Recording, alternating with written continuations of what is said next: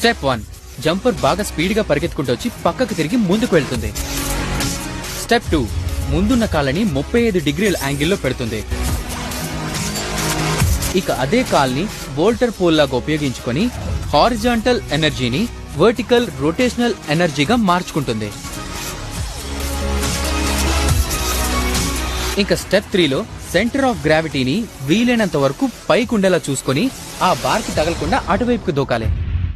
చూడండి, ఇలాంటి జంప్ చేయాలనుకున్నప్పుడు రన్అప్ స్పీడ్ 7 నుంచి 8 మీటర్లు పర్ సెకండ్ ఉండేలా చూసుకోవాలి. అవునండి, స్పీడ్ చాలా ముఖ్యమేనండి, కానీ టెక్నిక్ గురించి కూడా ఆలోచించాలండి. వెళ్ళు బాబు వెళ్ళు, ఏం చేయాలనుకుంటావో చెయ్యి, త్వరగా పరిగెత్తు. అక్కడే నించుంటావే, ఇక్కడ అందరూ నీ ప్రతిభను చూడాలనుకుంటారు. అది ఓ ఎంత పని చేసావయ్యా. దూకడానికి నేను వస్తున్నాను. అయ్యో, హాస్పిటల్కి వెళ్తాను. వీళ్ళు జంప్ చేయడానికి వచ్చారా, జారిపడడానికి వచ్చారా? అసలు ఇక్కడ ఒక్కరైనా జంప్ చేస్తారా, లేక అందరూ ఇలాగే జారిపడతారా?